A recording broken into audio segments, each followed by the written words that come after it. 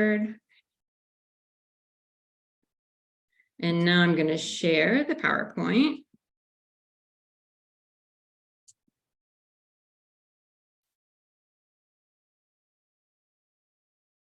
All right, thank you everybody again for joining us. And so to start out, as we said, this is I'm Meg, I'm the executive director, Meg LaPorte, executive director of the Maryland Regional Direct Services Collaborative. David Rodwin is joining us as well. He is the vice chair of the collaborative and the co-author of a report, again, that I mentioned earlier, we released last month, called Long-Term Services and Supports in Baltimore.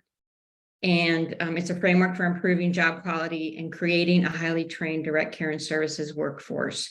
For those of you who haven't seen it, I think David is going to put it into the link to it into the chat. And just so in this discussion today, again, we want it to just really be much of a discussion than a presentation, is about the recommendation found in the report, the first recommendation we put forth in the report. And the report is kind of long, as you'll see, but we have a list of short list of findings and a short list of recommendations in it.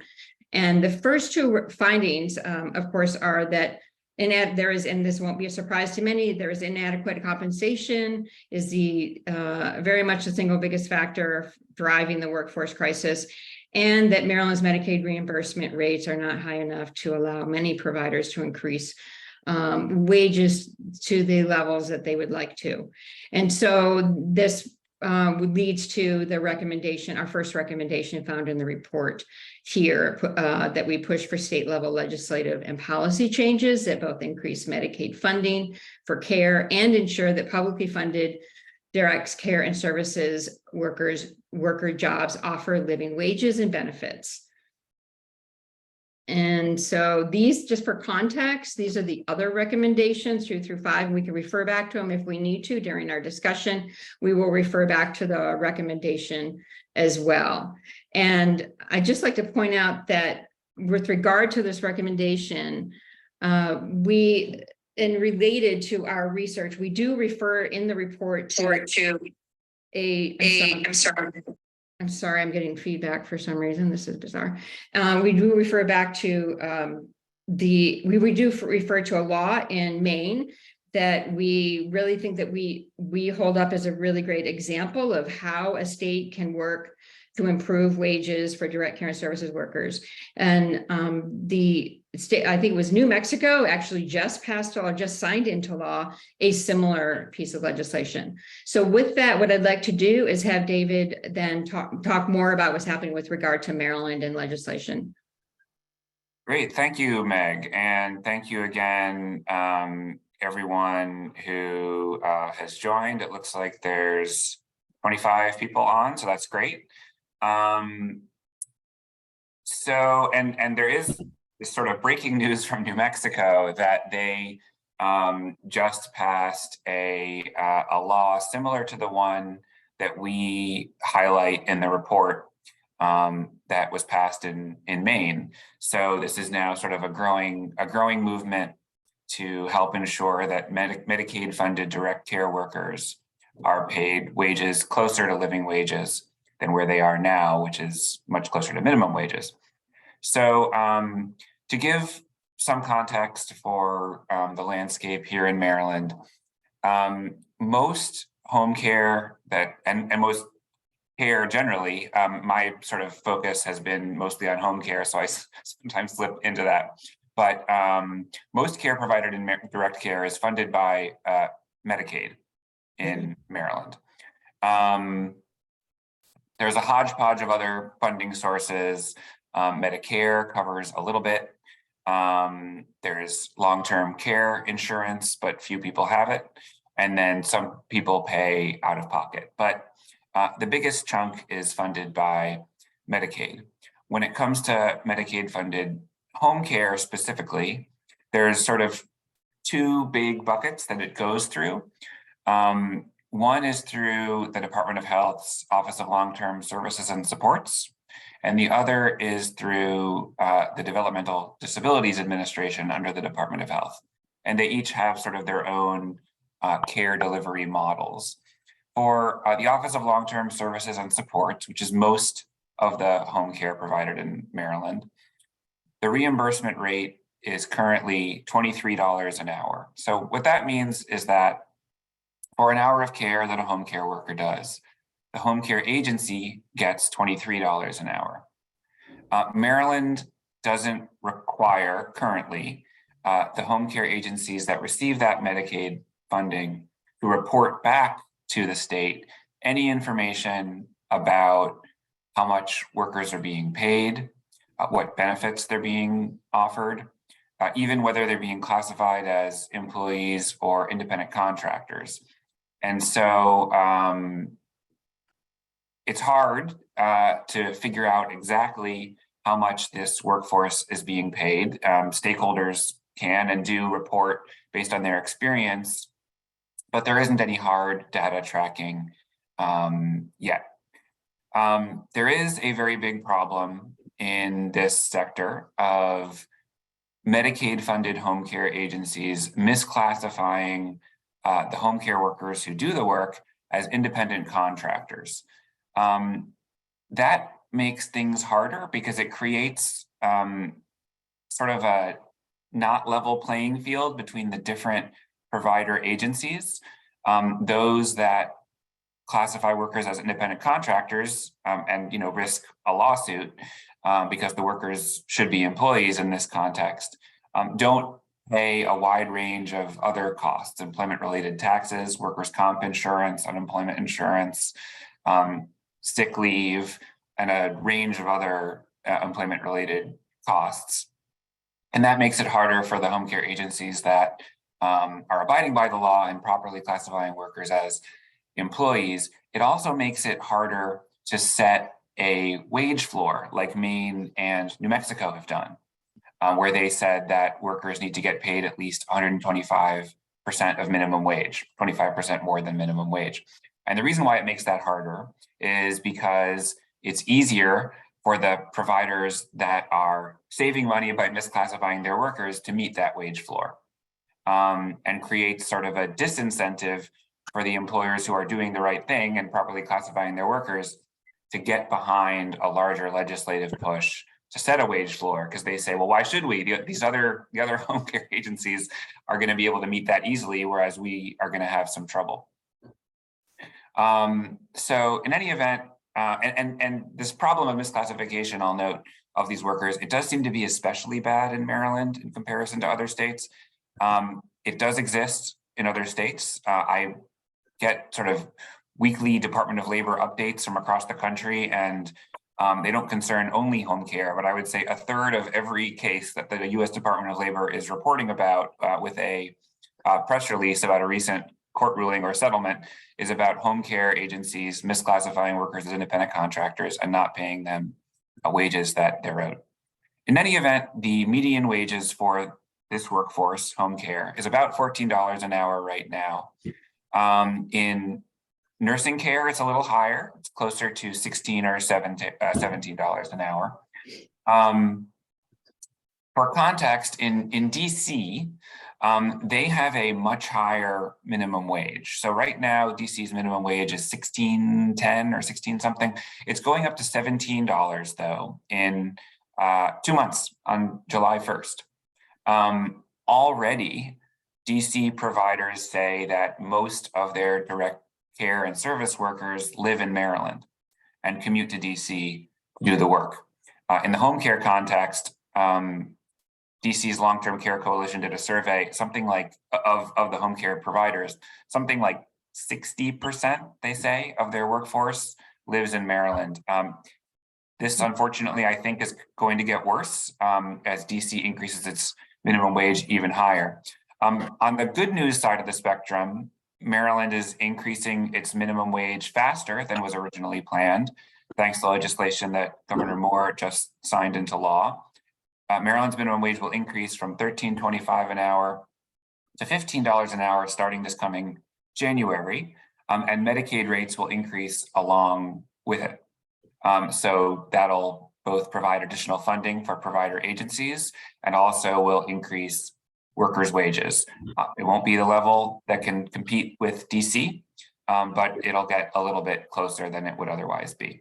I'll note also that the Developmental Disabilities Administration, it has a different service delivery model, and rates are different, but the issues of worker wages and benefits persist there too. And DDA providers also report difficulties attracting and retaining workers. And those folks who receive, who use a consumer-directed model, what's called a consumer-directed model, to provide for their own services under this model, sort of a certain amount of money is allotted to the person who uses personal care, home care services, and they act as the employer and go out and find their workers. They're also reporting difficulty finding and keeping workers, and this turnover is so, everyone on this call knows turnover is so devastating for people who rely on care because it's traumatizing. It can be traumatizing to have new people coming in and providing this very intimate care on a sort of rotating basis. Nursing homes, of course, use a different sort of Medicaid reimbursement model. It's based on the number of people who are staying in the nursing home at any particular time. But there's been well-publicized reports of staffing issues at nursing homes as well, despite the fact that they're getting a couple dollars more than home care workers. It's still not a living wage. And given the economy being where it is right now, where workers can get $19 an hour at Amazon or Royal Farms, workers might not choose to do the harder, more emotionally taxing work of direct care. So I'll pause there, and maybe Lorraine, if you're on, if I could, Lorraine Aricot from 1199 SCIU, I want to just ask you to share a bit about your perspective, and then if Stacy from Home Centris is on, I'll also ask you to share your perspective as a provider, a home care provider in Maryland, after Lorraine provides a little bit about more of the worker perspective. Yeah, thanks, David. And thank you, Meg, for holding this really important webinar on this topic. Just coming off of a Maryland legislative session where this was one of the policy issues that we drove home, both for home care workers and for skilled nursing facility workers. 1199 SCIU represents 10,000 healthcare workers across Maryland and DC who are working in hospitals, clinics, and nursing homes. And from our membership, we know that there is a serious staffing crisis in healthcare. Our workers who are GNAs and CNAs in nursing homes, and also dietary aides and housekeepers, will tell you that staying in the field is very difficult when you're being overworked and underpaid.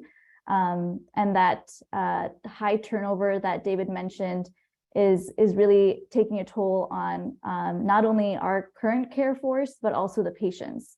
And this is impacting quality of care. This is impacting the amount of support we're really giving to our care workers. And I also want to mention that our current finance system is really set up in a way that we don't have accountability for how public taxpayer dollars are being spent to ensure that Medicaid reimbursement rates are going directly towards the care workforce, to improving quality of care, and ensuring that we're making the investment that Maryland needs as our aging population continues to grow, as well as everyone who uses nursing homes. So our members are telling us how it's not just the elderly who are using nursing homes, but there's such a diverse need of folks being discharged from hospitals now using long-term care facilities. So just want to mention how this is a growing need in the state, and to be able to invest in that, we need a public financing system that also ensures our care force is supported. It's exciting to also work in tandem with coalition members and like other organizations that see their connection to why we need just Medicaid rate reimbursement rates, and also just wages for the care force. So we have patients and families, care recipients all standing together to make sure that we have a system and a future that really invests in quality of care and access to long-term care in the state. Like David mentioned, we are, to be frank, pretty behind in actually investing in our care force. Other states have used Medicaid rate reimbursements and set accountability measures so that a specific percentage is going directly towards wages and benefits, improving retention, which we need. So we're really excited to continue raising this issue and putting the voices of our care workers at the forefront when we advocate. So, yeah. Thank you, Lorraine. And I don't know. I know Matt Alman from Home Centris was going to join today and had something come up last minute, and he asked someone from his organization, Stacy, to join. Stacy, are you on? I don't see your name here, but I see a couple. Yes, phones. hi, I'm here. Okay, great. Fantastic. Thank you so much for joining. So anyway, and just to briefly introduce Home Centris, or Stacy, if I could ask you to just sort of briefly introduce Home Centris and its role with the Medicaid personal care programs, maybe the size of Home Centris and the amount of care you do, and any issues that you've experienced in terms of Medicaid rates in Maryland. Sure. So I'm Stacey Hayward. I'm the Regional Director of Operations for Home Centris. And I apologize, I didn't prepare any formal talking points because Matt just asked me to join. But we are, I believe, one of, if not the largest provider of personal home care in the state of Maryland. And then we also provide services in Virginia and Pennsylvania. And so just to the point of a lot of points that have already been made on this call, it is very difficult, to be in an environment where you're trying to do the right thing for our clients, you're trying to do the right thing for the workforce when there is such a discrepancy in pay as it just relates to operating costs between 1099 agencies and W-2 agencies.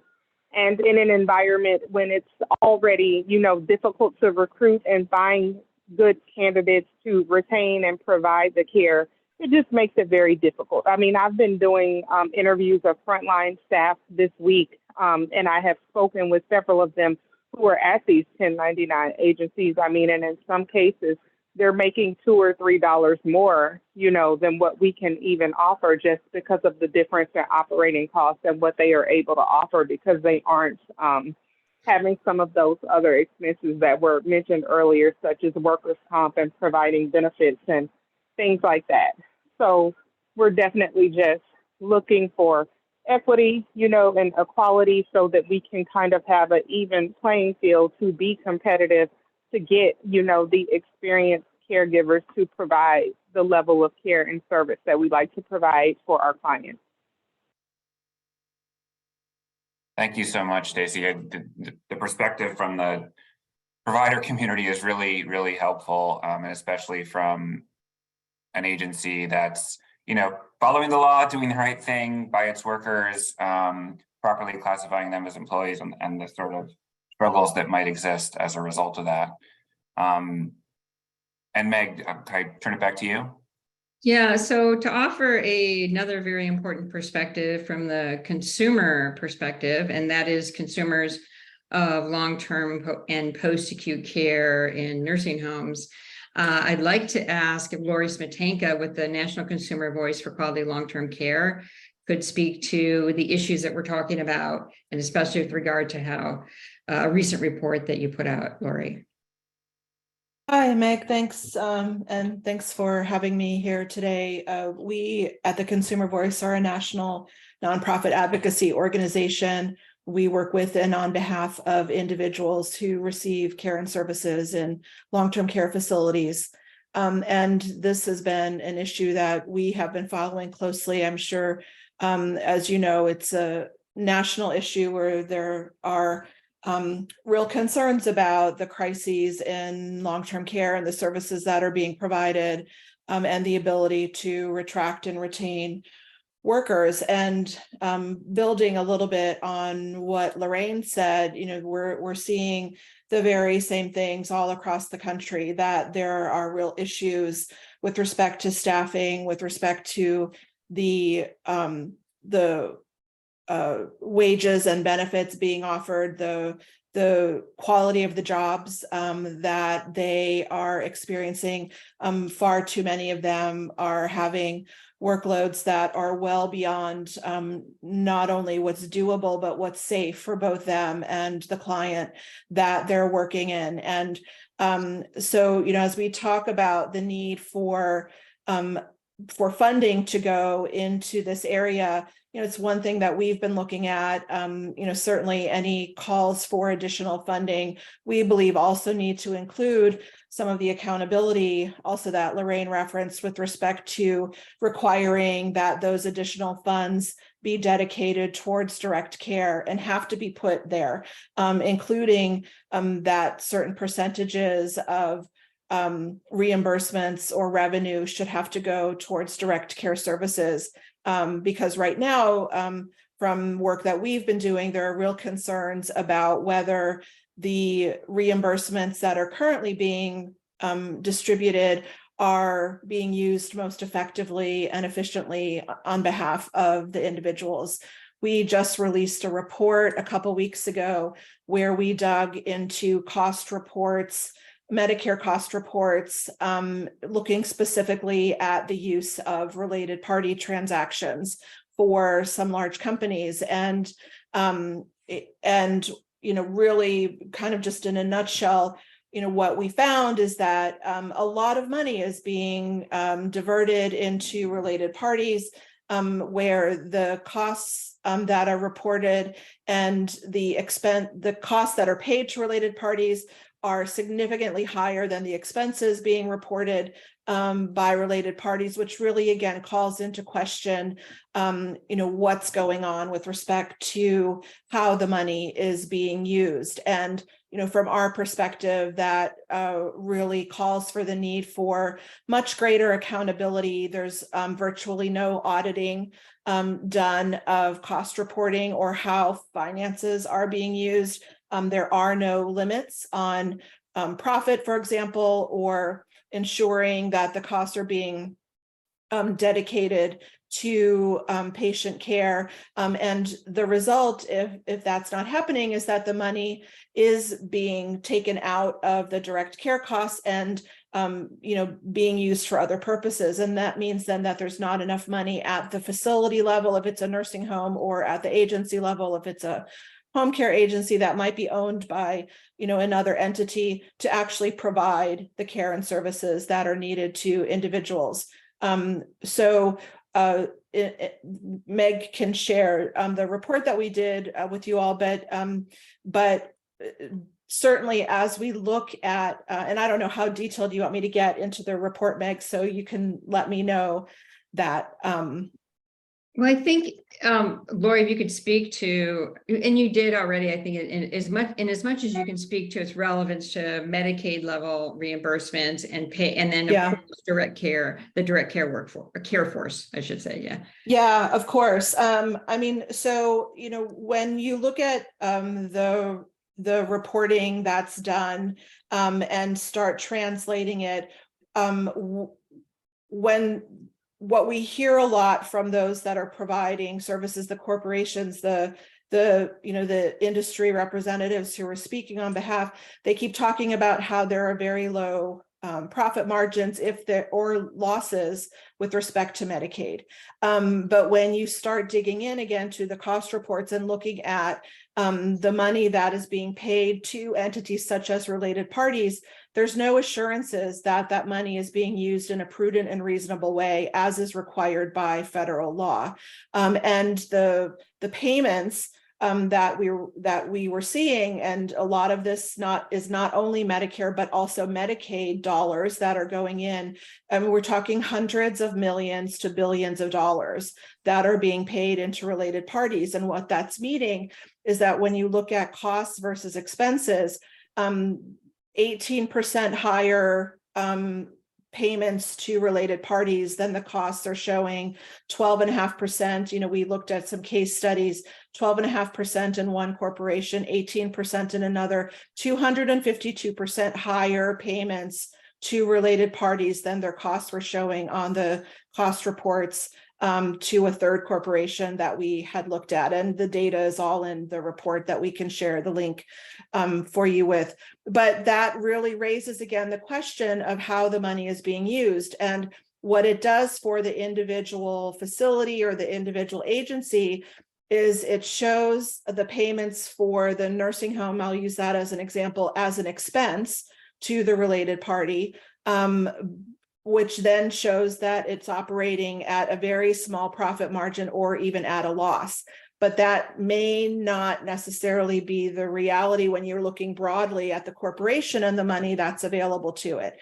What it's meaning is that that corporate head is taking the money out and moving it into different sectors, still making a profit, but essentially shortchanging the operator so that they don't have the resources necessary to put towards staffing, for example, or to put towards supplies, or to put towards providing the services that are needed at that agency level. So as we've looked at this, it's a widespread problem, and we have been calling for much greater transparency and accountability with respect to how finances are being used, both at the federal and at the state level. We've been promoting the requirement not only of auditing of the reporting that's done at the federal and the state level. CMS needs to do a much better job auditing at the federal level, but states can be doing that as well. We believe that there should be consolidated cost reports that are required to be included, which means that for an entity that is part of a larger company, that the consolidated cost reports means that all of the cost reports within that entity need to be provided, not just the nursing home, so that there is a bigger picture and more detail about how the money is actually being used, and that should be reported, and that there should be specific requirements with respect to caps on profit, requirements for the funds that have to be put into direct care, and even implementing minimum staffing levels for the different entities, which is something that is being talked about nationally right now as well. Those are being talked about at the national level, but a number of states, as has been referred to, are also looking at these numbers. New Jersey, for example, recently passed a number of these provisions. California, New York, Massachusetts, and a number of other states are looking at putting these efforts into place, because we can't just be putting more money into the system. It's not enough to just say we have to increase the Medicaid rates. We can't stop the sentence there. We have to say we need to know where the money is being spent. If it's determined that the rates are insufficient, then yes, we need to put more money into the system, but that money then needs to go towards direct care and services. It has to, be all of it. You can't just stop at saying just more money, because what we've seen historically is that just putting more money into the system does not ensure that it goes towards direct care and services. And that's the goal here. So I'm happy to answer questions, and I'll put the link to our report in the chat if it's not been done already. We just put it in, and it's so valuable. And I guess this report is hot off the presses less than a month ago, I guess. So really, right. Really timely and appreciative for you to summarize it. And it makes me think of a few things, one of which is we just don't have these cost reports in Maryland. And if you don't have cost reports, then you don't know what you're missing. And what you were able to do with cost reports that existed in some other jurisdictions is use them and figure out what some states might have been missing. But we don't have access to that data in Maryland yet.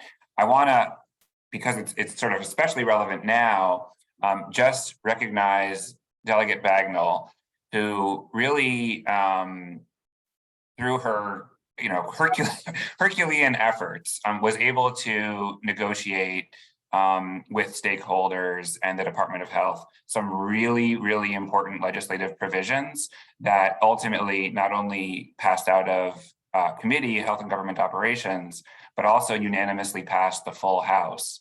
and unfortunately didn't get through the Senate, didn't get a vote. I think if they had, they would have passed.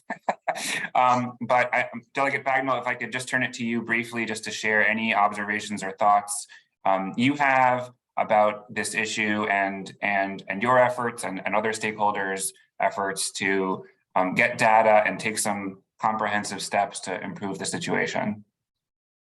Thank you very much, and I'll be very brief. I think you summarized well the work that we did, and the bill ended in a very different place than it started. And thank you so much for all of your work on that, because as we were working together, we realized that we couldn't do rate setting without the correct data, and we were working off of data that was 5 years old. So it was immensely outdated.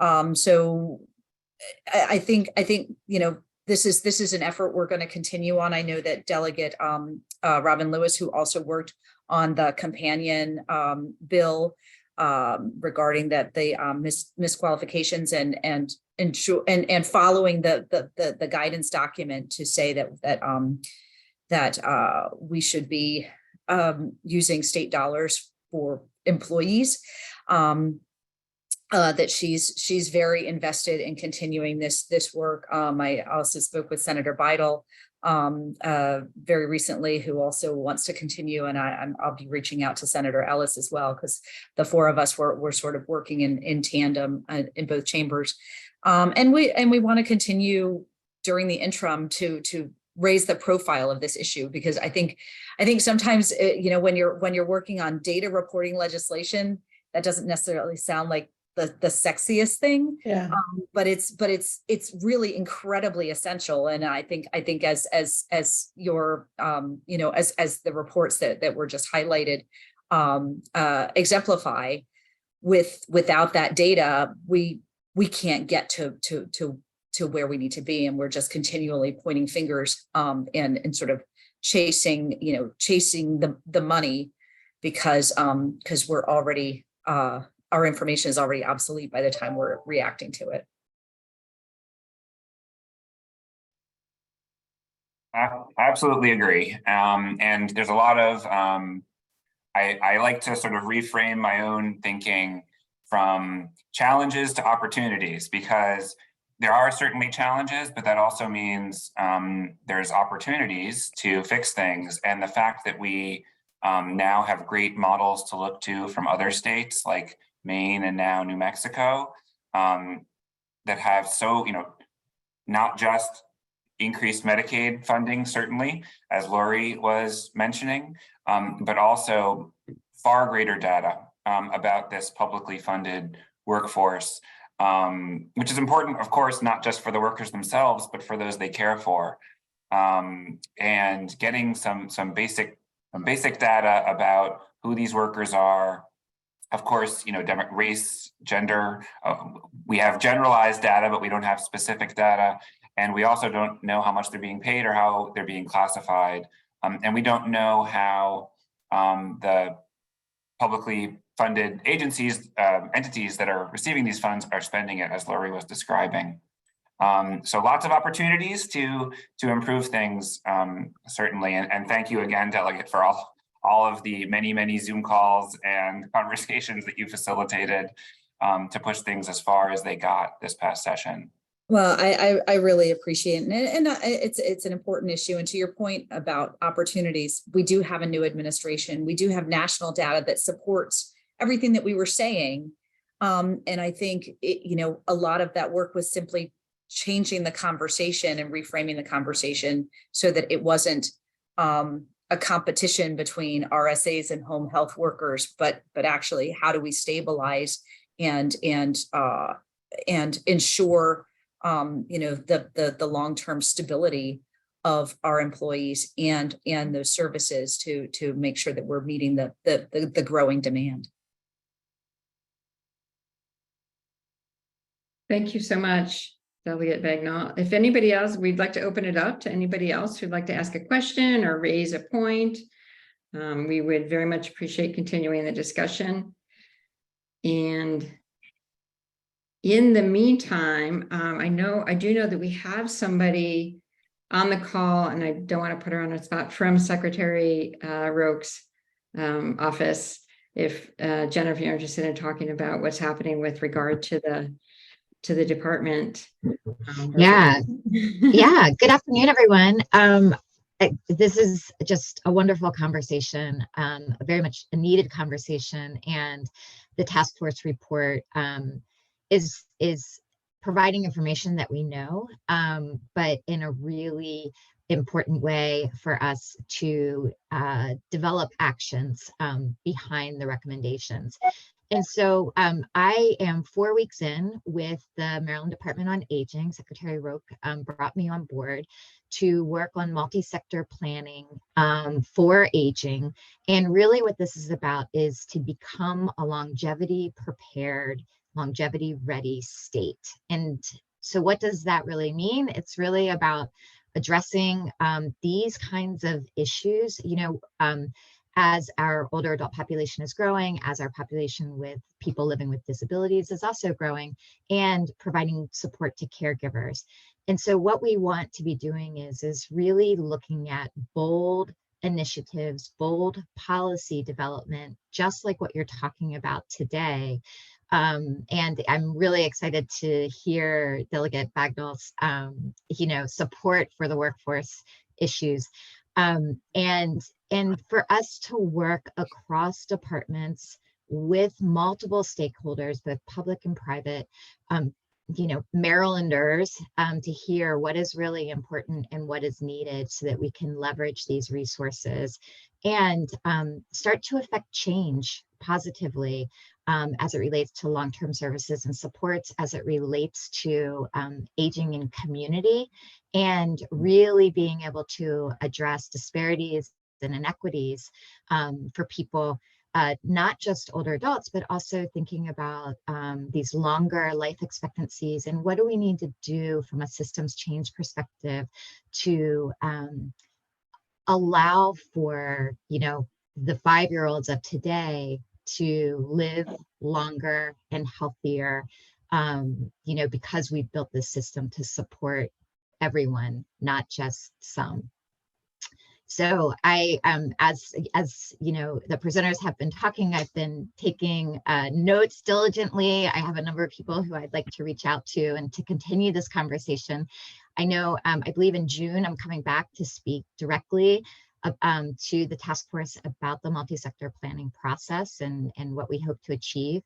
Another piece is we very much value data and want to create systems around these data points that we need to be capturing and partnering with the Department of Planning, to hopefully address some of these data gaps that were mentioned today. So thank you for this, and thank you for letting me chime in. The workforce issues are near and dear to me. I see Judy Levy is on the call, and with the DC Long-Term Care Coalition, and this has been an interest of mine for more than 20 years. And I worked in DC on really around the living wage issues for personal care aides as well. So I look forward to Maryland catching up.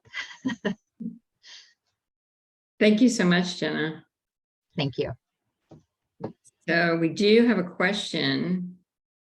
Did you just answer this question, David? The one about, is there momentum to create a career education opportunities or scholarships for direct care workers in improving their career journey? And I think the answer to that is yes. There are efforts underway, both the state and national levels.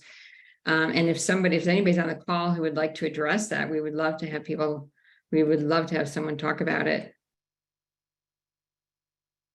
I'm not an expert on the, and so I hope, anyone who's on the call who has anything else to add, please do jump in. But my understanding is that there are some sort of career path programs, scholarship programs out there for workers who are interested and able to take the time for the additional training. An issue, though, from the perspective of ensuring that we have enough direct care and services workers, home care workers, workers at nursing homes, assisted living facilities, et cetera, is that who fills those jobs when a few workers go and get a higher certification, maybe an LPN. We still need to make sure that there are enough of the sort of frontline essential care workers. And so while it's sort of I think of it as sort of a both and, we absolutely need to ensure that workers who are interested and able have additional career path opportunities available to them, while also ensuring that the workers, these frontline care workers, receive living wages and adequate benefits to allow them stable lives for those who want to continue doing direct care as a profession. But it's a great question, and I really appreciate you asking it, Liz. So what I will add to that is we address it a little bit in the report, in that, and I, at least in my research with regard to the report, I talked to a number of workforce development organizations in Baltimore City and heard from some that they are hearing, for example, that CNA folks who are going through the CNA certification aren't actually interested in working in nursing homes. They'd rather go to other settings because, of course, nursing homes have a bad rap and an even worse rap now, right? And whether or not that's deserved, I think that is another issue, is as you pointed out, David, is getting quality, ensuring that there are quality jobs in each of these settings, of course. That being said, I do know there's some very interesting recruitment efforts and ideas underway in Maryland. And I do allude to it in the report. I think Lifespan Network is working with some entities to make that a reality, which I think is exciting, and which they do some recruitment efforts at the high school level, I think, and elsewhere throughout the state. I think what the workforce development initiatives are doing are actually also really incredible. I know that I think Maria Darby is on, if she would like to address what they're doing at the Wire Workforce Initiative. And then I see Lorraine. Let's see, Lorraine says, for all those on the growing coalition of AmeriCare workers, patients, and advocates fighting to protect care. Oh, she calls out the Caring Across Maryland. Yes, and she provides a link. Thank you, Lorraine, for doing that. But we'd love to hear from others if, again, they want to address that issue too, about the recruitment effort, education and training effort, as well as recruitment, of course. It's all, I mean, obviously, so many of the pieces of this are not easy to accomplish just by tackling one. So, and that's why we're going to follow up with more by tackling more of our recommendations. And in fact, our recommendation number 2 in the report, and we've already touched on it, of course, is about collecting first-person data on Baltimore City's direct care force, but obviously that affects, it could be, it affects the rest of the Maryland region as well, and is important for the entire region. It is something that we found there was a paucity of data in with regard to Baltimore City, the Baltimore City workforce. So, and the reason why it was focused on Baltimore, the report was focused on Baltimore City, so that finding or that recommendation about Baltimore City data, that's why it was focused on Baltimore City. But the state actually has far greater, tools and levers at its disposal to collect data, because it's the state that administers Medicaid programs, and can therefore put whatever conditions it wants on the receipt of state dollars, which those who have talked with me about this before have heard me say it, but in other contexts, like state public works contracts, in other words, when the state enters into a contract with some private business to build a bridge, repair something, even just do security guard at a state building, the state requires all sorts of data about the quality of those jobs, to the point that the state requires submission to the state of payroll data, every worker's name, amount of hours they worked, amount they were paid, amount of regular hours and overtime hours, gross wages, and net wages. So every 2 weeks, these contractors are submitting that data to the state in these other contexts. And yet for here, we're in this Medicaid funded context, which is also public dollars, a mix of state and federal money. There's no conditions at all in terms of reporting about the quality of these jobs, how much workers are being paid.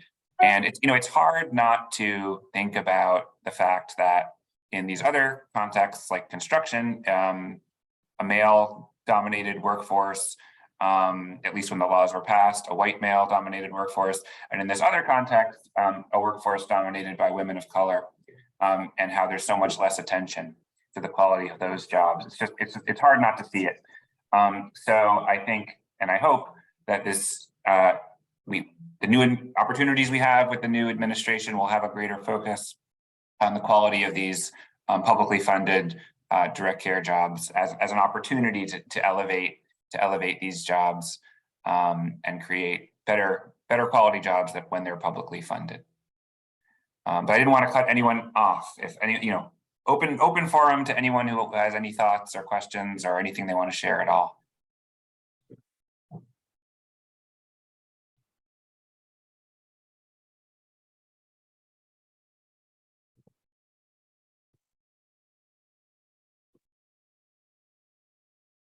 And I'll note, I see Andrea from Chair Peña-Melnick's office on the line. So I just want to thank her for joining. And if you could please pass along our thanks to the chair for all that she did to prioritize legislation to improve the quality of direct care jobs. Was absolutely critical, and we're very grateful, those of us who were involved in that effort.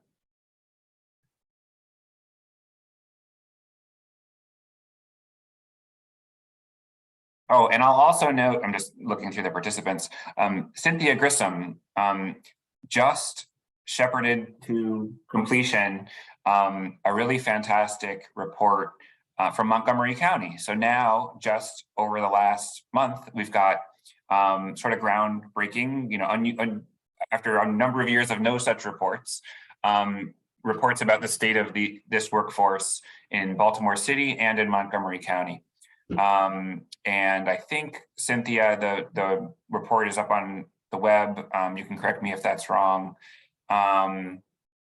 But very similar observations and very similar recommendations, both with respect to data and what's necessary to improve the quality of these jobs in terms of increasing funding, but also ensuring that we have data about the workers and the workforce and how the money is being spent. And requiring that workers be paid some percentage or dollar amount, and the Montgomery County report also references the possibility of a mandate of 25% more than minimum wage as a wage floor for this workforce. Thanks, David. Yeah, we were excited to get that report out, and it is part of public record now. I'm sorry, I should put the link in here, but I don't have it handy. But I will try to get that to David to get out to everybody. But I'm glad that everyone's in sync. It seems to mirror, like everything's mirroring each other, which is great, because the more voices saying the same thing, the more chance we have of getting some of these things through. What we did on our report was prioritize things into the low-hanging fruit and the back burner kinds of things. What's going to take money, what's just stuff we can do because we have that capacity within workforce anyway, so just go ahead and do it.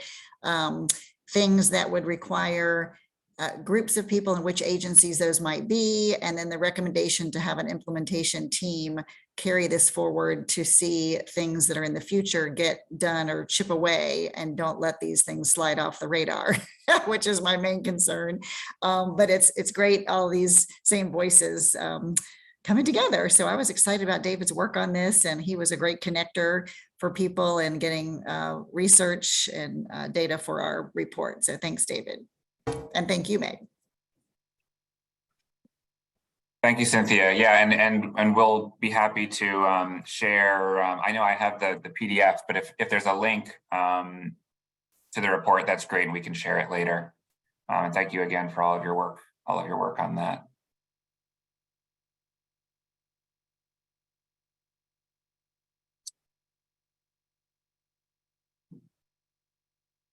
So should we turn, Meg, to just revisiting the recommendation? Sure, yeah, let me get back to it here. Here is the recommendation. If anybody has welcome feedback, revision, refinements, anything to this recommendation. So, and I'm happy to add them here if anybody has any.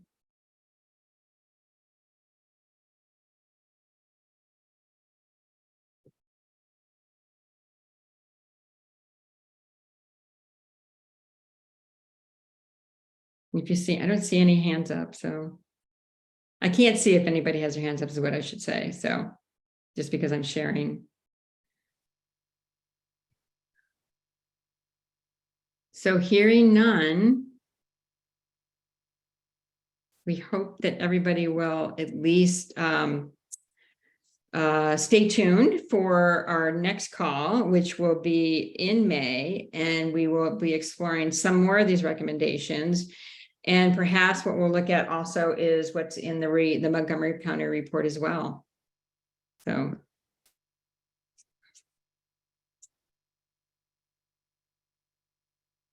Well, thank you again, everyone, for joining. I know there's always a lot of Zoom meetings happening, so really appreciate everyone for taking the time, and special thanks to Delegate Bagnall and her Chief of Staff Rory for joining, and Andrea from Chair Pena Melnick's office for joining, for Jenna from the Department of Aging, and for everyone, Lori, for sharing the report, your findings, so valuable, and Lorraine and Stacy as well for sharing sort of the worker perspective and the provider perspective. Really, really valuable to hear from all different stakeholder perspectives as we work to address and try to solve this workforce crisis that affects us all. So thank you all so much, and stay tuned. There's more to come, as Meg mentioned. And Meg, any final words? No, just thank you so much for everyone for joining us. It's really heartening to see so many people join the calls and we know, and just see how important the discussion is for others too. So thank you very much, everyone. Have a good afternoon. Thank you.